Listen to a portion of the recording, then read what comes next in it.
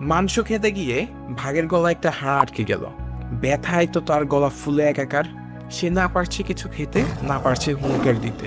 দিন দিন তার অবস্থা আরো খারাপ হতে লাগলো। বাঘের এমন দুরবস্থা দেখে একটা সারস পাখি এগিয়ে এলো। সে জিজ্ঞেস করলো যে তোমার কি হয়েছে। বাঘ সারস পাখিকে তার অসুস্থতার কথা বলল। সাথে সে এইটাও বলল যে কেউ যদি আমার গলার এই হাড় বের করে দিতে পারে, আমি তাকে একটা সোনার চেন উপহার দিব।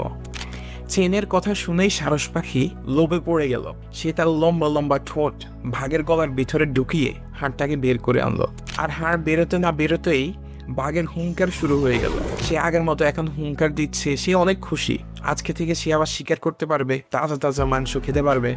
ঠিক তখনই সারস পাখি বাঘের কানের কাছে গিয়ে বলল, আমার উপহারটা কই। সারস পাখি উপহার চাইতে না চাইতে বাঘ একদম রেগে মেগে হুঙ্কার দিয়ে উঠলো। সে বলল যে তুমি শুকরিয়া আদায় করো, তুমি একটা জ্যান্ত বাঘের গলায় মাথা ঢুকিয়ে আবার বের করে আনতে পেরেছ। তোমার ভাগ্য ভালো যে আমি তোমার মাথাটাকে চিবিয়ে খাইনি। ঠিক তেমনই কার উপকার করছেন, করার আগে একবার ভেবে নেবেন।